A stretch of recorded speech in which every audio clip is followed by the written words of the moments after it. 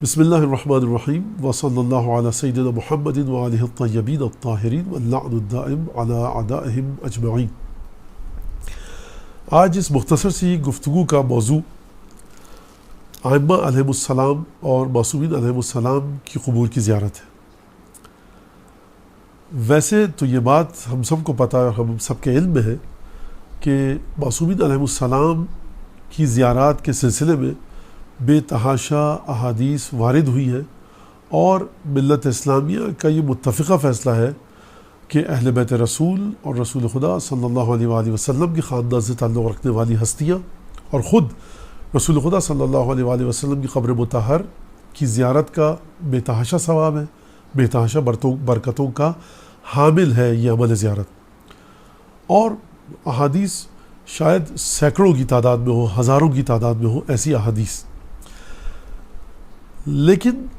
اگر بالفرض محال ہم احادیث سے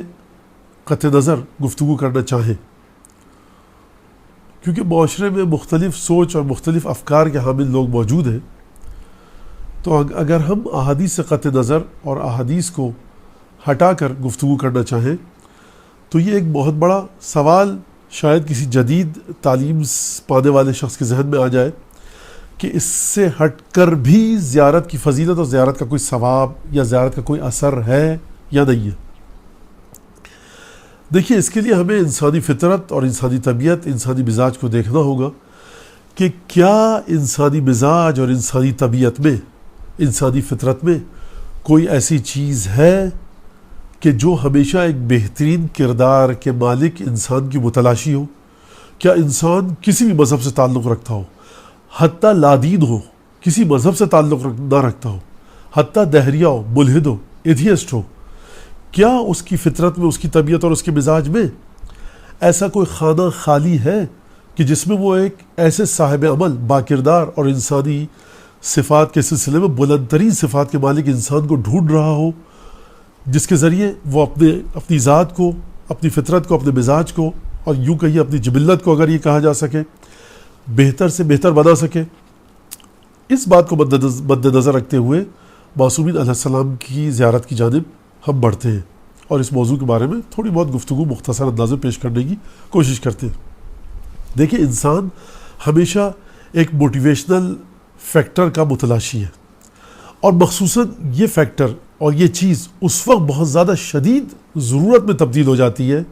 کہ جس طرح سے پیاسے کو پانی کی ضرورت ہوتی ہے بھوکے کو کھانے کی، اسی طرح سے موٹیویشنل فیکٹر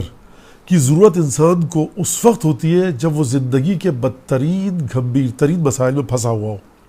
وہ کیسے انسانوں کو ڈھونڈتا ہے؟ ان انسانوں کو کہ جو بدترین حالات میں رہ کر بھی، جنہوں نے بدترین صعوبتوں میں پھنس کر بھی بدترین حالات کا مقابلہ کرنے کے باوجود کردار انسانی کی سطح سے رتی برابر بھی تنزل نہیں کیا۔ نہ صرف یہ کہ تنزل نہیں کیا، بلکہ بدترین حالات، جیسے جیسے حالات ان کی زندگی میں بدترین ہوتے گئے، وہ اتنا ہی زیادہ صفات انسانی کی جانب، میں یہ نہیں کہوں گا عروج کرتے ہوئے دکھائی دیے، بلکہ میں کہوں گا ان کی ذات سے اتنی ہی زیادہ صفات انسانی سے متعلق افعال اور اعمار رونما ہوتے ہوئے دکھائی دیے۔ ہر شخص موٹیویشن کو چاہتا ہے۔ وہ بچہ کہ جو فیلڈ میں، میدان میں کھیل رہا ہے، جب اپنی ماں کو دیکھتا ہے کہ اس کی ماں اسے دیکھ رہی ہے، یا اپنے باپ کو دیکھتا ہے، اپنے کوچ کو دیکھتا ہے، تو ایک دفعہ اس میں ایک طاقت آ جاتی ہے، انرجی اور توانائی آ جاتی ہے، اور ایک موٹیویشنل ویوز اس کو ملتی ہے، جس کو آج کل کی نفسیات میں پازیٹیو ویوز کہا جاتا ہے، پازیٹیو انرجی کہا جاتا ہے، اور وہ کام کر گزرتا ہے کہ جو عام حالات میں نہیں کر گزرتا، نہیں کر سکتا۔ انہی بات کو دیکھتے ہوئے اگر ہم احادیث جو ائمہ علیہ السلام یا رسول خدا صلی اللہ علیہ وآلہ وسلم کی زیارت کے سلسلے میں آئی ہے، ان سے قطع نظر کرتے ہوئے صرف اور صرف ائمہ کی زندگی کے واقعات کو مد نظر رکھیں، بطور مثال ذات والا صفات حضرت امیر علیہ السلام یا ذات والا صفات سید الشہداء علیہ السلام کی زندگی کے واقعات کو اگر ہم مد نظر رکھیں، شہزادی کونین سلام اللہ علیہ کی زندگی میں رونما ہونے والے واقعات کو مد نظر رکھیں، تو یہ واقعات ہمیں ایک عجیب طرح کی طاقت اور توانائی دیتے ہیں کہ جب ہم ان کی زیارت کی جانب جاتے ہیں تو ہم کن کی زیارت کی جانب جا رہے ہیں؟ ان شخصیات کی جانب کہ جو بدترین حالات میں رہ کر بھی بلند ترین اور اعلیٰ ترین صفات انسانی کا جن شخصیات نے مظاہرہ کیا، اور جب بھی انسان کسی شخص سے ملنے جاتا ہے، کسی کی قبر کی جانب جاتا ہے، جس طرح سے بھی اس کی شخصیت اس انسان کے سامنے ہوتی ہے، اس انسان کی زیارت کرنے والی کی شخصیت پر وہی اثرات مترتب ہوتے ہیں۔ اگر ہم جناب امیر علیہ السلام کی زیارت کے لیے جا رہے ہیں تو ایک دفعہ ہمارے سامنے تاریخ، شجاعت امیر المومنین، سخاوت امیر المومنین، علم امیر المومنین، حلم امیر المومنین، غرض کہ انسانی صفات کے دائرے میں جتنی بھی صفات اپنے اعلیٰ ترین کمال کے مرحلے پر ہمیں دکھائی دیتی ہے، وہ مولا کائنات کی ذات میں دکھائی دیتی ہے۔ جب ان صفات کو سامنے رکھ کر ہم مولا کائنات کی زیارت کے لیے جاتے ہیں تو گویا ہم اس شخصیت کو خراج عقیدت پیش کر رہے ہیں اور اپنی ذات میں اس بات کو اپنے آپ کو باور کروا رہے ہیں کہ یہ ذات ان صفات کی مالک تھی۔ یقیناً ہماری ذات پر ایک بہترین اثر پڑے گا، یقیناً ہماری ذات ایک مثبت توانائی لے گی، پازیٹیو انرجی لے گی کہ جو ہمیں زندگی کے مختلف مقامات پر ہماری مدد کرے گی اور ہمیں بہترین صفات کے حصول میں بہت اچھی طرح سے ہمارے لیے معاون اور مددگار ثابت ہوگی۔ تو اب ان تمام باتوں کو نظر میں رکھتے ہوئے کہ ائمہ علیہ السلام یا ذات ختمی مرتبت صلی اللہ علیہ وآلہ وسلم، جیسا کہ میں نے عرض کیا کہ بے تحاشا روایات موجود ہونے کے باوجود اگر کوئی قطع نظر کرنا چاہے اور روایات کو نہ مانے کسی بھی وجہ کی بنا پر، تو خود یہ بات حقانیت شخصیت حضرت امیر علیہ السلام کو ثابت کرتی ہے اور کافی ہے کہ معصومین علیہ السلام کی شخصیت میں ایک ایسی خصوصیت موجود ہے اور ایک ایسی فضیلت موجود ہے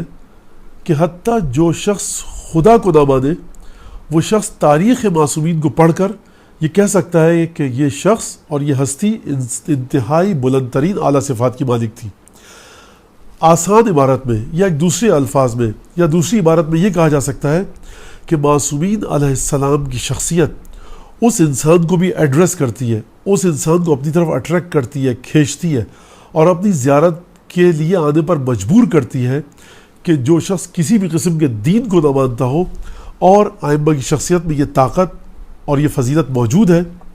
کہ وہ فطرت انسانی کو بغیر کسی مذہب کو بیچ میں لائے ہوئے ایڈریس کرنے کی اور مخاطب کرنے کی طاقت رکھتی ہے۔ وآخر دعوانا ان الحمد للہ رب العالمین۔